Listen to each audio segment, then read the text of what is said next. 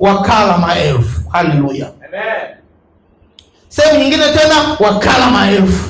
Amen. Haleluya. Amen. Praise the Lord. Haleluya. Sasa Petro na Yohana na Yakobo na mitume wengine ambao waliacha vitu vyao vyote wakamfuata, kwa nini wasiamini kwamba maisha ya ufalme inawezekana? Waliamini kumbe unaweza kuishi bila kufanya kazi, inawezekana.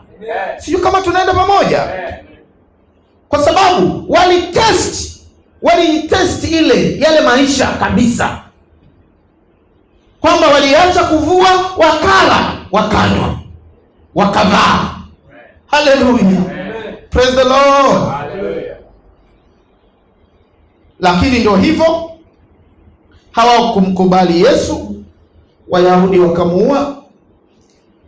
Alipofufuka, wale wanafunzi ambao walionja ladha ya maisha ya ufalme wa Mungu duniani wakamuuliza. Swali la kwanza halikuwa chochote, yaani hata hawakuomba kwamba Yesu, huu muda ndio umekuja utuchukue twende huko. Ndio muda ambao unawarudishia Israeli nini? Ufalme.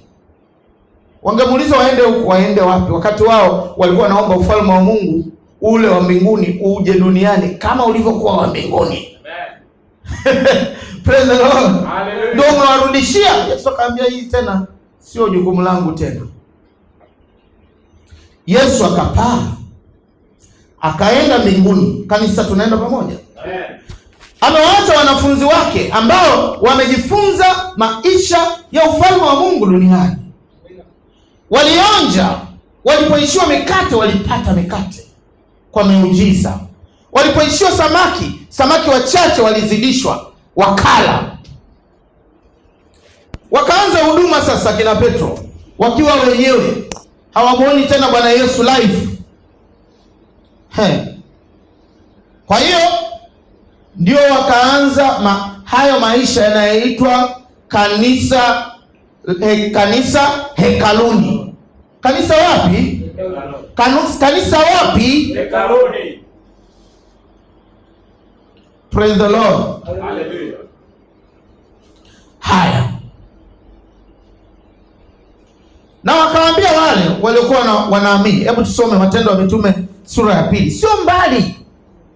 Just chapter 2. Amen. Matendo ya Mitume sura ile ya 2, tuanze mstari wa 44.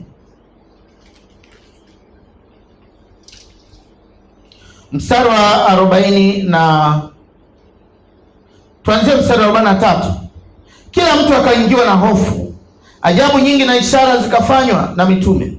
Na wote walioamini walikuwa mahali pamoja na kuwa na vitu vyote shirika, wakiuza mali zao. Unaona hiyo biashara? Kule si waliuza. Sasa watashindwaje? Wakiuza mali zao na vitu vyao walivyokuwa navyo, na kuwagawia watu wote kama kila mtu alivyokuwa na haja. Hii ngoja nieleze, kwa sababu wapo wengine wanafanya hizo huduma, kwamba unaona kanisa lilienda kuuza vitu vyao wakaweka, tutaona huko mbele kwamba waliweka miguuni pa nini? Pa mitume. Lakini hao waliuza vitu vyote. Na mstari wa 46, siku zote kwa moyo mmoja walidumu ndani ya nini? Ya hekalu. Siku ngapi walidumu ndani ya hekalu? Siku ngapi? Zote. Siku ngapi? Zote. Kwa hiyo walitegemea hata hivyo vitu tulivyouza tukanunua tukabaki navyo, vikitaka kuisha tutaviombea viongezeke kama Bwana Yesu alivyofanya. Wewe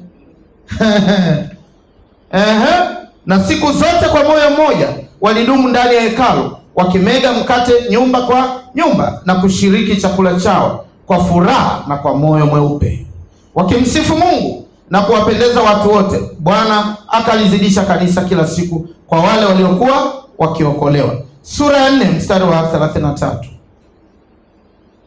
Sura ya 4 mstari wa 32 tuanzia. Inasema, na jamii ya watu walioamini walikuwa na moyo mmoja na roho moja, wala hapana mmoja aliyesema ya kuwa kitu chochote alichonacho ni mali yake mwenyewe, bali walikuwa na vitu vyote shirika.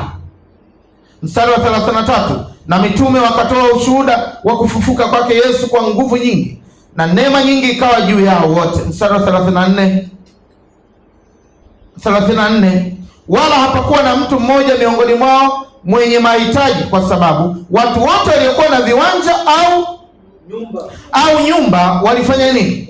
Waliviuza, wakaileta thamani ya vitu vile vilivyouzwa, wakaiweka miguuni pa mitume. Tuone baada ya kuweka miguuni pa mitume nini kikafuata?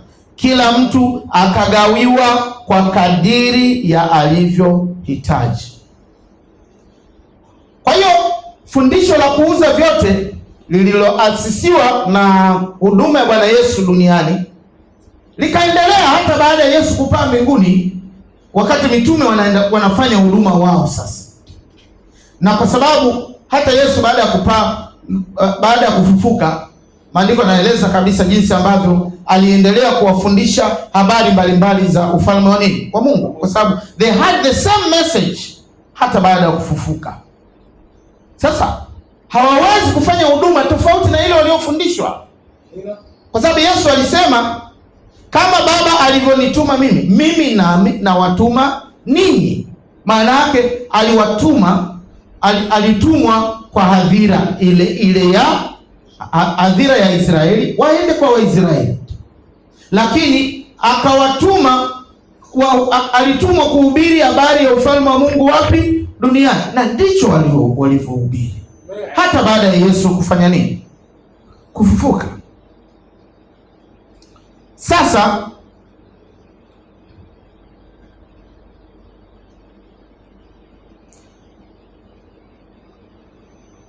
kwa hiyo tumeona walikuwa wamedumu hekaluni. Sasa nini kilitokea? Kilichotokea, kwa sababu hawakuishi tena kwenye ile miujiza ya kuzidisha mkate mmoja kulisha maelfu, kanisa la Yerusalemu likawa maskini. Likawa nini?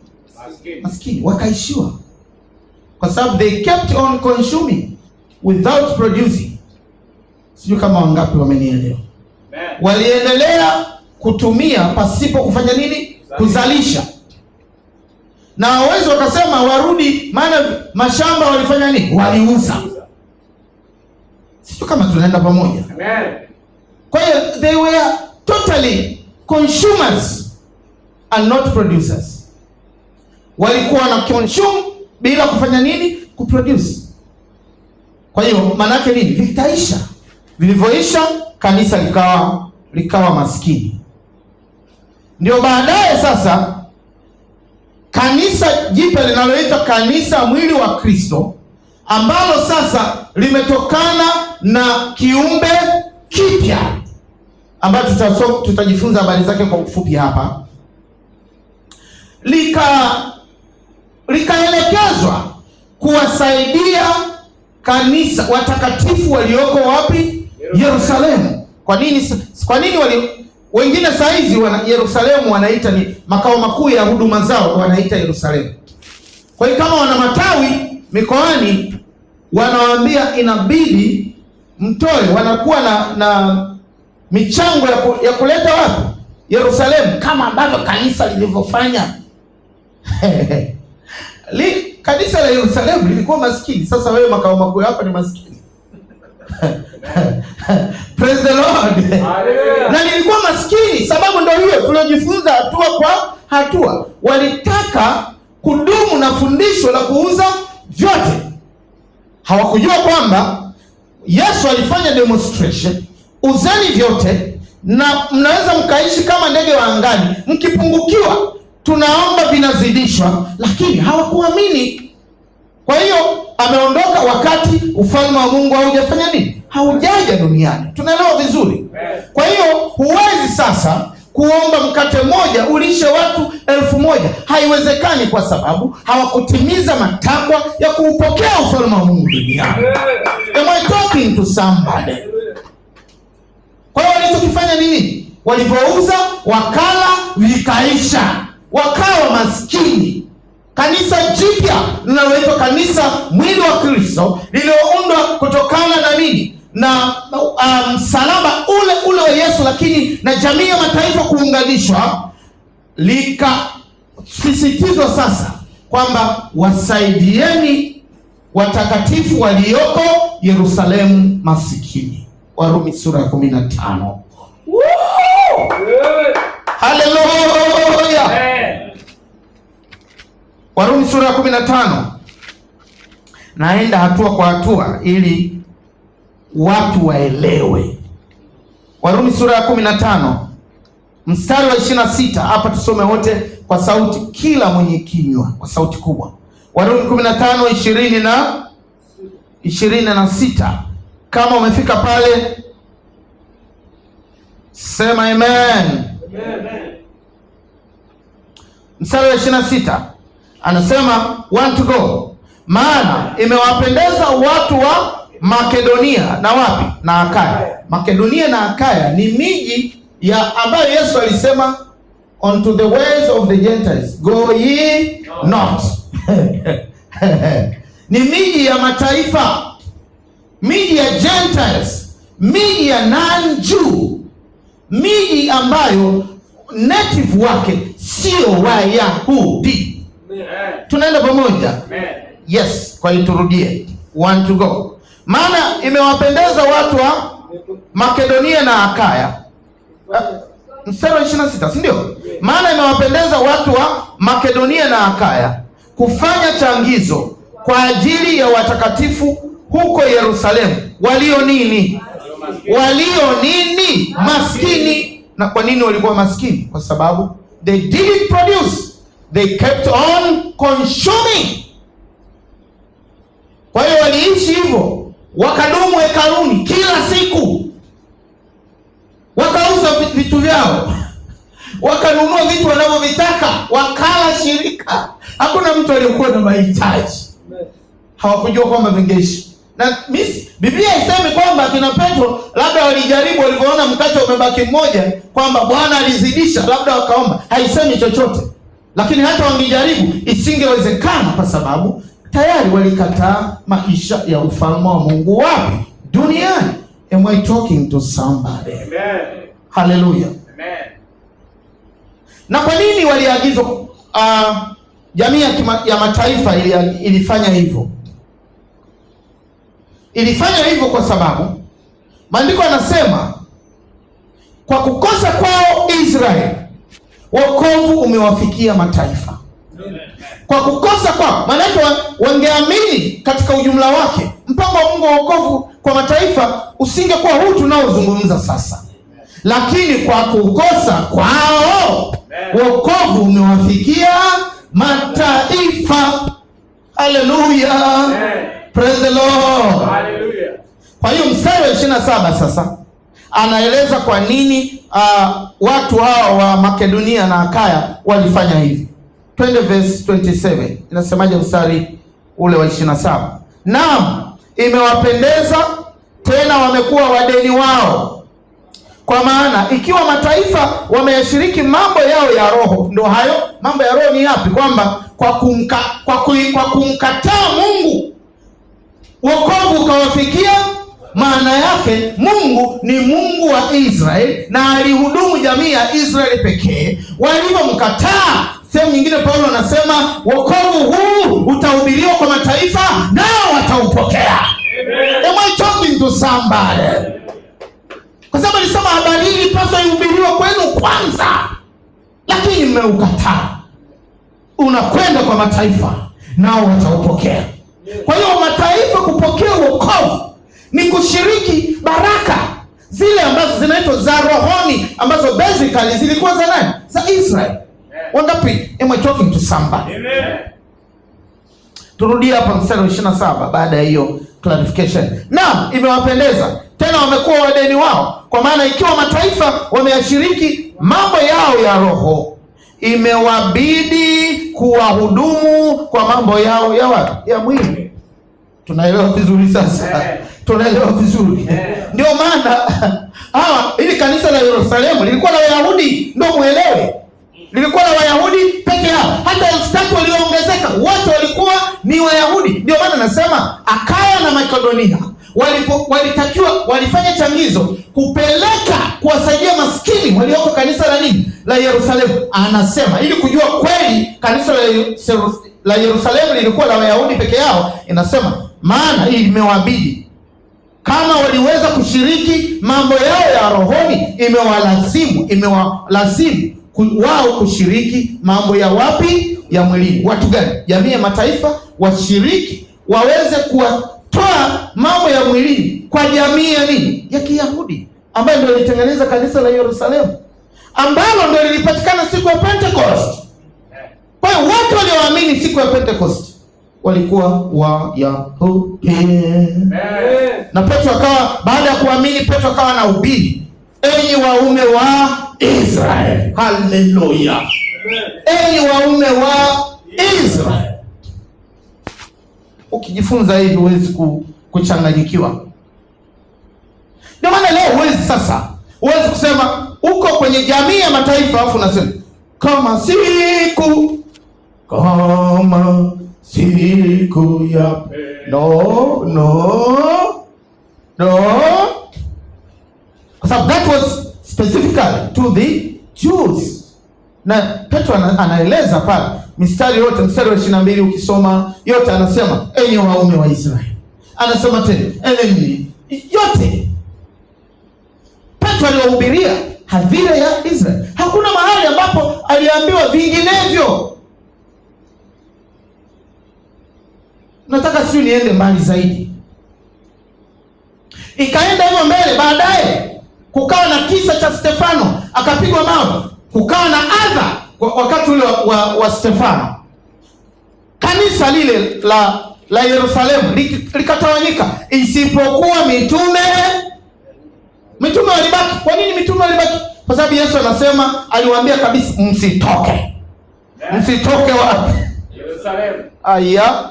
Kwa hiyo wakatoka, wale wengine wote wakatoka. Walivyotoka, ambao composition kuonyesha kwamba kweli ilikuwa ni composition ya Wayahudi, Biblia inasema walikaenda kwenye miji ya mataifa, Gentile cities. Walipoenda, kumbuka jamii ya Israeli ilikuwa scattered, ilikuwa imetawanyika. Wakaenda kuhubiri lile neno. Biblia inasema wasilihubiri lile neno isipokuwa kwa Wayahudi peke yao.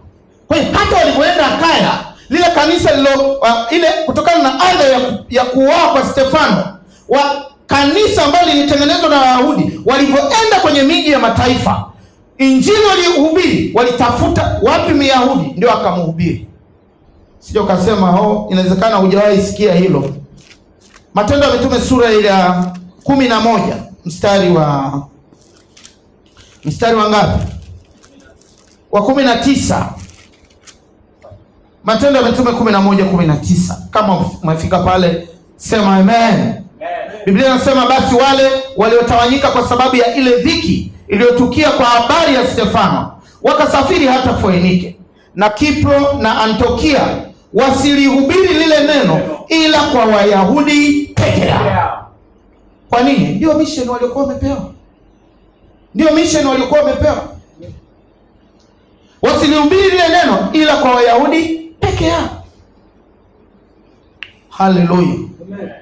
Haleluya. Amen.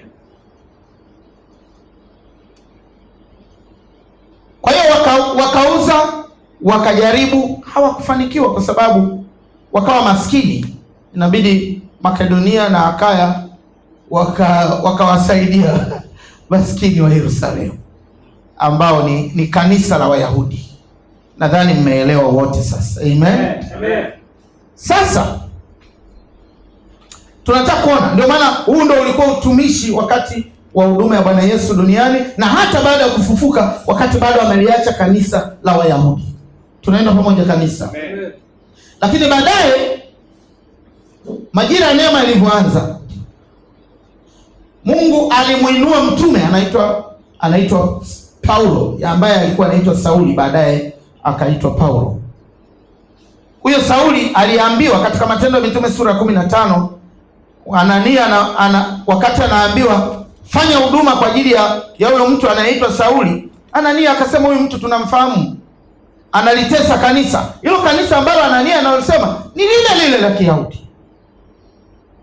ambao wengi wanaita kanisa la kwanza wapi? Hekaluni.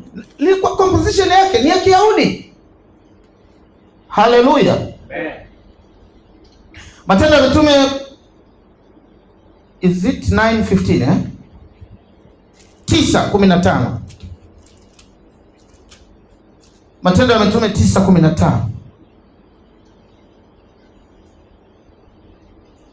Inasema, lakini Bwana akamwambia, nenda tu, kwa maana huyu ni chombo kiteule kwangu, alichukue jina langu mbele ya mataifa.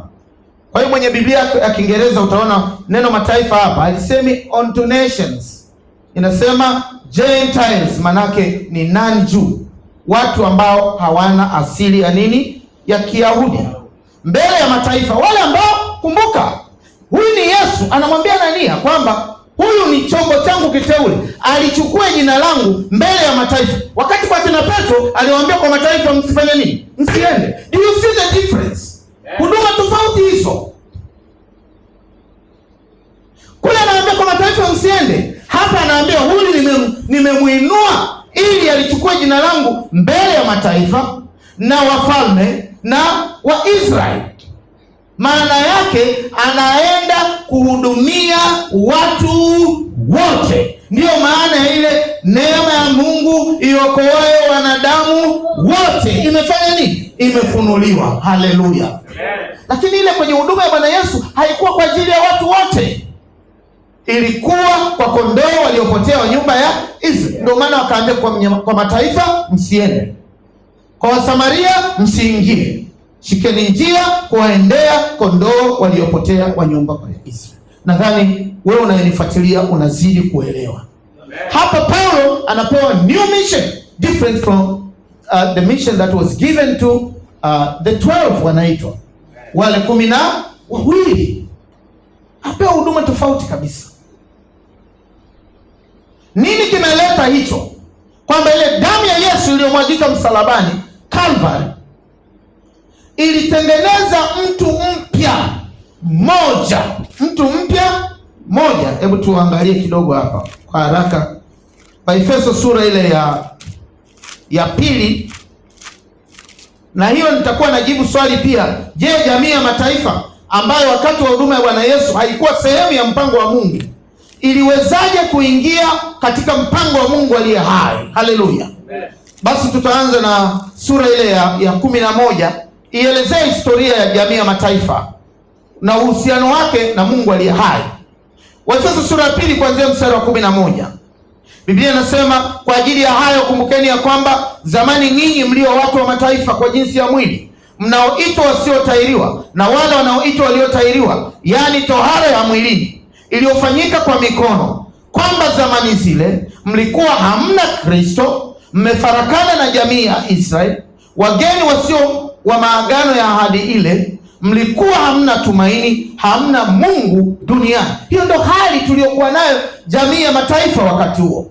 Tulikuwa hatuna Mungu duniani, hatukuwa na Kristo. Ndio maana hata mtu wa jamii ya mataifa alivyotaka kwenda kwa Yesu, mwanamke Mkananani akamwambia, sikutumwa ila kwa kondoo waliopotea nyumba ya Israeli.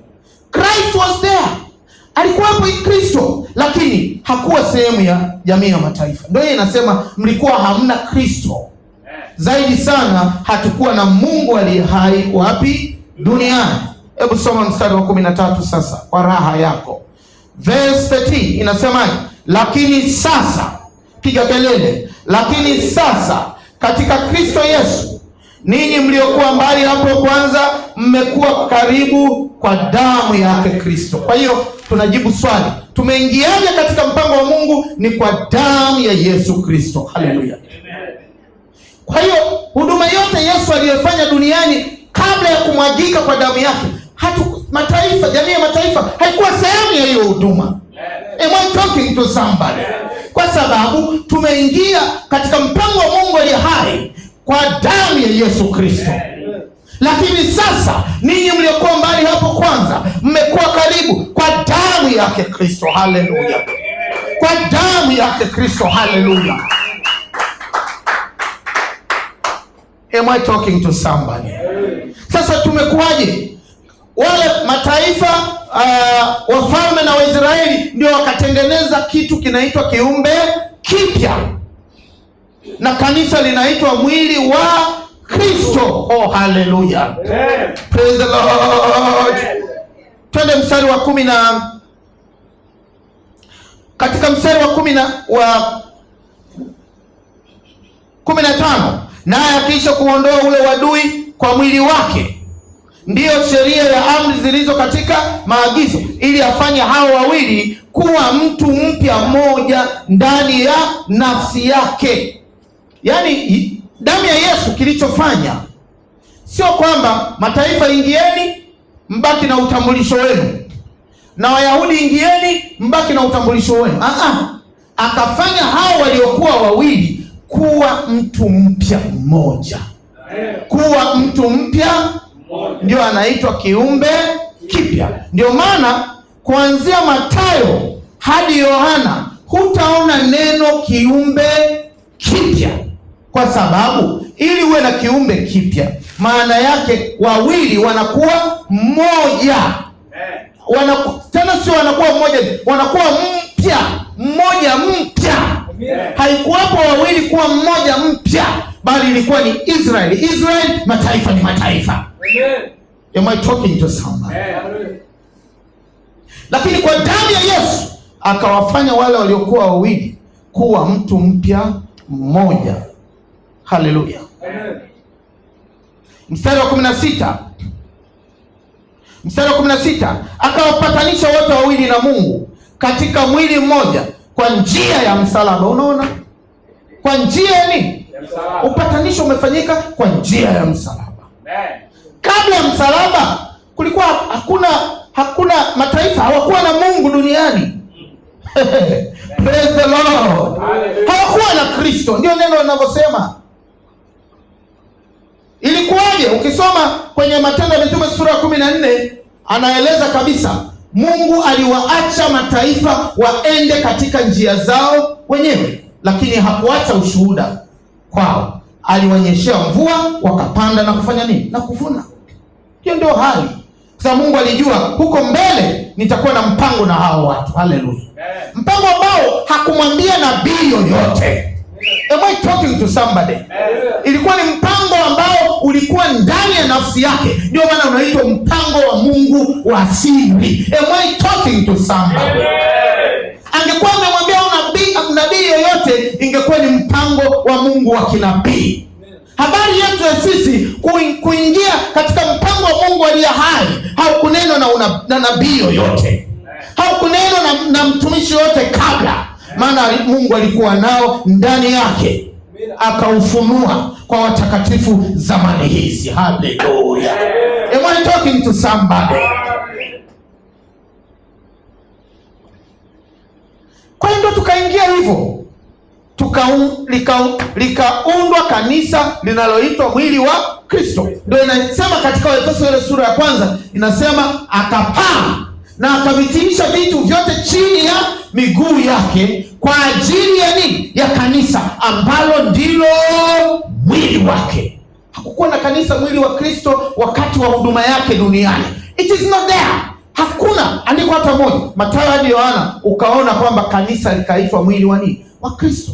Linakuwaje?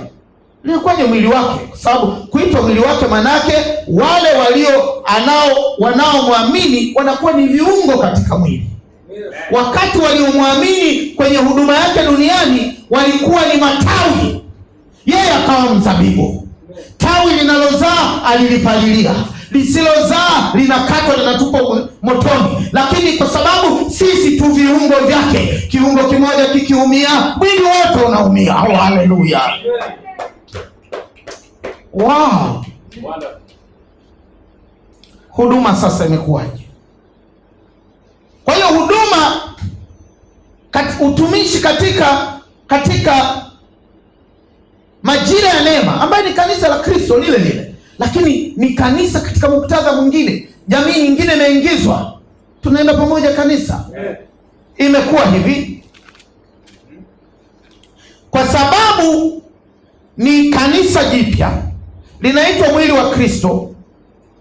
na halikuwa katika mpango wa Mungu wa kinabii, maana yake pia halikuwa sehemu ya ahadi za Mungu za kurejesha nini? Ufalme wapi? Duniani. Bidi kupiga vitu vikubwa vikubwa. Halikuwa sehemu ya Mungu ya ahadi zake kurejesha ufalme wake wapi? Duniani, kwa hili kanisa linaloitwa mwili wa Kristo, kwa sababu si la kinabii, halitokani na unabii. Na ndio maana hata mtume aliyemkabidhi huduma hiyo Paulo anajitaja mwenyewe sehemu nyingine, anasema na mwisho wa yote alinitokea mimi kama mtu aliyezaliwa si kwa wakati wake, manake nje ya majira ya unabii. Am I talking to somebody? Am I talking to somebody? Hallelujah. Hallelujah. Kwa hiyo ikafanyikaje? Mtume aliyepewa hilo kanisa ndio Paulo, na Paulo anajitaja kwamba katika majira ya neema yeye ndio wa kwanza kuokoka, ndio wa kwanza kuokoka, na Mungu amemfanya kuwa wa kwanza kuokoka katika majira ya neema ili awe kielelezo cha wote watakaookoka baada ya yeye. Kielelezo manake nini? Manake unaonyeshwa kitu ukifuate. Tunaenda pamoja? Timotheo wa kwanza. Timotheo wa kwanza sura ya kwanza mstari wa 15 hadi wa 16. Haleluya. Timotheo wa kwanza sura ya kwanza mstari wa 15 hadi wa 16. Neno Paulo mtume anasema ni neno la kuaminiwa tena la stahili kukubalika kabisa, ya kwamba Kristo Yesu alikuja ulimwenguni awaokoe wenye dhambi, ambao wa kwanza wao ni mimi. Ndo hapo utasema huyu Paulo huyu. Kwa hiyo akina Petro hawakuokoka, akina nani? Ndo ujue sasa, ambao manake katika dispensation ya neema yeye ndio wa kwanza kuokoka. Amen.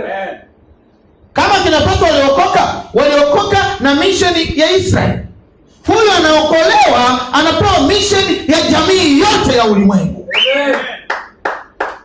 Alichukua jina langu kwa mataifa, wafalme na wana wa Israeli. Amen. Wote awaendee watu wanaoitwa kiumbe kipya. Anasema wa kwanza wao ni mimi. Mstari tumemaliza mstari wa 15, si ndio? 16.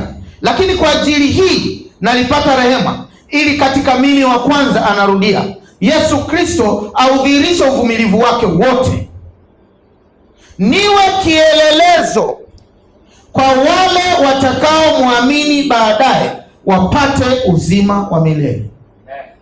Kwa hiyo wewe jiulize, unayependa kufanya huduma ya Bwana Yesu duniani, ndio msingi wa huduma yako. Umeokoka kabla ya Paulo au baada ya Paulo? Kama umeokoka baada ya Paulo, kielelezo chako sio Petro, ni Paulo. Amen. Say amen. Anasema wa kwanza wao ni mimi, ili katika mimi nilio wa kwanza niwe kielelezo cha wale wote sio mmoja, wote watakaookoka baadaye. Kama umeokoka baada ya Paulo, wewe kielelezo chako ni Paulo mtume. Amen. Praise the Lord. Amen. Praise the Lord. Hallelujah. Maana yake kielelezo cha namna ya kuokoka, kielelezo cha huduma, kielelezo cha maisha yote. Amen. Kwa hiyo tuliona huduma, utumishi wakati wa huduma ya Bwana Yesu duniani. Sasa tuanze utumishi wakati wa majira ya neema, ambayo wa kwanza wake kuokoka ni nani? Ni Paulo. Na Mungu akamfanya kuwa nini? Kielelezo. Pattern. Follow it. Tuone. Yeye aliambiwa aache kazi. Ndio tunataka aliambiwa aache kazi, majibu ya tutayapata leo. Am I talking to somebody? Alafu mwisho wa yote nitakuuliza sasa, unataka utumishi wa huduma ipi? Hazichanganywi hizi huduma. Ni either unataka utumishi wa huduma ya Bwana Yesu duniani, ya ufalme wa Mungu duniani, uende ukachukue mkate uzidishe wakale maelfu kama utaweza na uwezi, au uje kwenye huduma, utumishi wa huduma iliyopatikana baada ya jamii ya mataifa kuingizwa katika mpango wa Mungu aliye hai kwa damu ya Yesu msalabani, ambayo tutajua habari zake. Je, wanafanyaje utumishi? Wanaacha nyavu, wanaacha chombo na baba yao praise the Lord, hallelujah. Au kama Petro, acha utavua watu, au wanafanya kazi na kuendelea kuvua watu? Amen. Tunataka kujua hayo majibu leo. Amen. Hallelujah. Amen. Praise the Lord. Hallelujah. Haya, Matendo ya Mitume sura 20. Tunataka habari za huyu aliyesema, ili katika mimi wa kwanza niwe kielelezo. Tunataka kusikia kielelezo chake. Matendo ya Mitume sura 20 mstari wa 30 hadi wa 35. Like that. Nafundisha haya ili upone. Nafundisha hayo ili usichanganye mambo. Ndio maana unafika mahali unaanza kusema hivi Mungu mbona neno kama alijichanganya? Wewe ndio unajichanganya. Tafuta nafasi yako. Matendo ya Mitume sura 20 mstari wa 30 hadi wa 35. Kama tumefika tuseme amina. Ngoja tuanzie mstari wa 28. Anasema, Paulo mtume anasema, jitunzeni nafsi zenu na lile kundi lote nalo ambalo Roho Mtakatifu amewaweka ninyi kuwa waangalizi ndani yake, mpate kulilisha kanisa lake Mungu alilolinunua kwa damu yake mwenyewe. Sikiliza habari hii, alilolinunua kwa damu yake mwenyewe. Kwa hiyo kanisa ambalo tunalihubiri ni kanisa lilonunuliwa kwa damu ya Yesu. Yesu wakati anatoka Kapernaumu kwenda Galilaya, damu yake ilikuwa haijamwagika. Maana ile huduma ilikuwa haihusishi kanisa hili tunalolizungumza. Kama unaamini sema amen.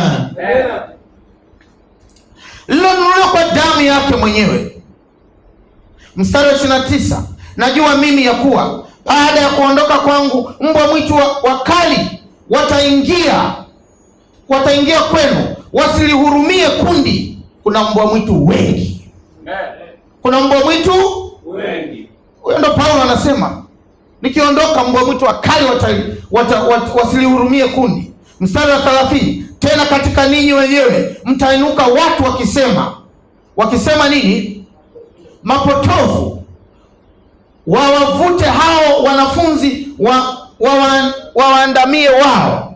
Kwa hiyo kesheni, mkikumbuka kwamba miaka 3 usiku na mchana sikuacha kumwonya kila mtu kwa machozi. Mstari wa 32, basi sasa nawaweka katika mikono ya Mungu na kwa neno la neema yake, ambalo laweza kufanya nini? Kuwajenga na kuwapa nini? Urithi pamoja nao wote waliofanya nini? Waliotakaswa.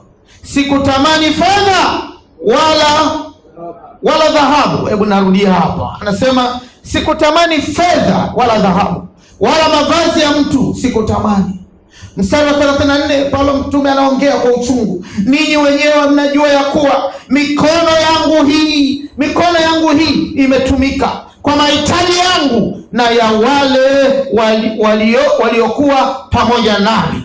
Katika mambo yote nimeonyesha ya kuwa kwa kushika kazi hivi imewapasa kuwasaidia wanyonge na kuyakumbuka maneno ya Bwana Yesu, jinsi alivyosema mwenyewe, ni heri kutoa kuliko kupokea. Kwenye Kiingereza inasema it is more Blessed to give than to receive. Yaani kuna baraka zaidi katika kutoa kuliko kufanya nini? Kupokea. Paulo anasema nimewaonyesha kielelezo, mikono yangu hii imetumika kufanya. Huyu hajaambiwa aache kuvua, badala yake amepewa huduma kubwa namna hiyo. Lakini anasema mikono yangu hii, na hiyo ameipokea kwa Bwana Yesu mwenyewe. Hallelujah. Praise the Lord. Hallelujah. Akaendelea kutoa maagizo. Wathesalonike wa pili, tunapomalizia sasa. Wathesalonike wa pili sura ya 3.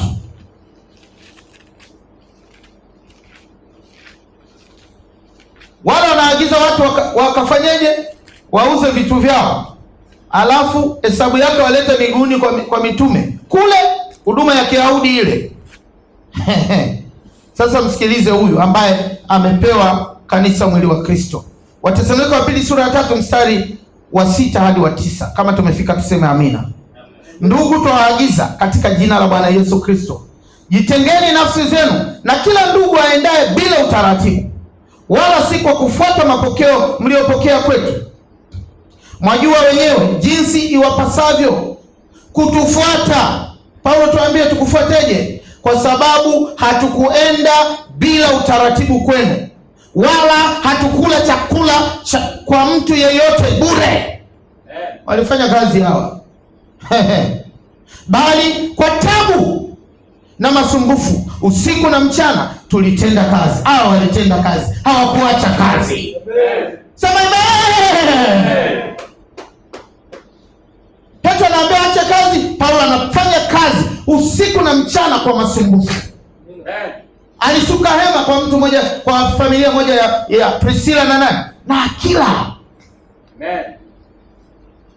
Huyo ndo mtu ambaye anatajwa, watu waliougeuza ulimwengu huu wamefika huku nako. Anageuza ulimwengu kwa Injili, anasuka hema.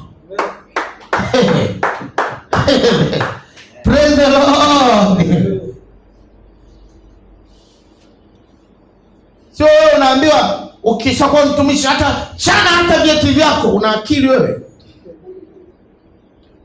Chana vyeti, utakula nini? Praise the Lord. Tuko mstari wa ngapi? Wala hatukula, mstari wa 8, nirudie. Wala hatukula chakula cha mtu yeyote bure, bali kwa taabu na masumbufu, usiku na mchana tulitenda kazi, ili tusimlemee mtu wa kwenu awaye yote. Mstari wa 9. Si kwamba hatuna amri, lakini makusudi tufanye nafsi zetu kuwa kielelezo kwenu, mtufuate. Amen. Kwa Paulo anasema amri ya kuambia nipeni chakula alikuwa nayo, lakini angefanya hivyo angeharibu waamini. Akafanya kazi ili kwamba wakiona mchungaji anafanya kazi ili apate chakula, mimi sifanye kazi nisipate chakula, haiwezekani. Amesema nimefanya hivi ili niwe kielelezo kwenu. Praise the Lord. Praise the Lord. Mbona mpaka nishtue kidogo? Mnataka msifanye kazi ni? Haleluya. Mstari wa 10 akasema kabisa, na mtu asiyetaka kufanya kazi kwenu na asifanye nini? Asile chakula. Verse 10, tumalizie pale. Verse 10. Kwa kuwa hata wakati ule tulipokuwapo kwenu tuliwaagiza neno hili, kwamba ikiwa mtu hataki kufanya kazi, basi asile chakula. Kuna watu ni uvivu tu, hataki kufanya kazi. Wa mchungaji kila siku anabadilisha nyumba ya kutembelea, na ukishaona mshirika akishajua baba anakuja, hata kama kulikuwa hakuna jogoo atatafutwa. Paulo anasema si kwamba sikuwa na amri, nilikuwa nayo, lakini sikufanya hivyo. Nimefanya hivyo ili niwe kielelezo kwenu. Pate. Haleluya. Na kutoa, hatutoi vyote, hatujimalizi. Amen. Praise the Lord. Amen. Mungu leo hatoi ili utoe vyote. Anakupa mbegu ya kupanda na chakula kuwa mkate kuwa chakula. Kwa hiyo manake chochote alichokubariki Mungu kipo cha kutoa na kipo cha kufanya uishi, kwa sababu kama huwezi kula chakula chako mwenyewe, Biblia inasema wewe ni mtu ambaye yaani kwanza hatukuhitaji, with the exception ya watoto na watu wasiojiweza kama wazee sana na wagonjwa, hawa wanastahili kusaidiwa. Amen. Lakini una nguvu zako, hapana, fanya kazi. Wakorintho wa pili sura ya 9 mstari wa 10 inaeleza hiyo kwamba yeye atoae. Wakorintho wa pili sura ya 9 mstari wa 10 inasema, na yeye ampaye mbegu mwenye kupanda na mkate uwe chakula, atawapa mbegu za kupanda na kuzidisha, naye atayaongeza mazao ya haki yenu. Haleluya. Kwa hiyo ukijimaliza, manake umetoa tu, yote umeifanya kuwa mbegu, umeifanya kuwa mbegu ya kupanda. Kuna chakula, kila anayepanda lakini anahakisha kuna chakula cha watoto kula. Ndio maana utasoma sehemu nyingine wajibu wetu wa kutunza familia zetu. Huwezi kutunza familia yako. Leo hamna muujiza wa kunguru, haupo. Si wenyewe mnajua, hata mnaonisikiliza kwa njia ya mtandao mnajua. Pelekeni Jumapili ijayo mkate, ambie mtumishi zidisha huyo utokeo wa pili. Thubutu. Kwa sababu Mungu hawezi kujipinga, yuko majira mengine sasa. Amen. Kwa hiyo hii ndio tofauti ya utumishi katika huduma hizi mbili, huduma ya Bwana Yesu duniani na katika majira ya neema. Kwa nini waliacha shughuli walizokuwa wanafanya wakati wa huduma yake? Kwa sababu walikuwa wanaingia katika ufalme wa Mungu, demonstration ya ufalme wa Mungu duniani, na walipopungukiwa hawakuhitaji kununua, walipewa. Haleluya. Leo ukipungukiwa, fanya kazi upate. Mungu akubariki sana kwa kunisikia.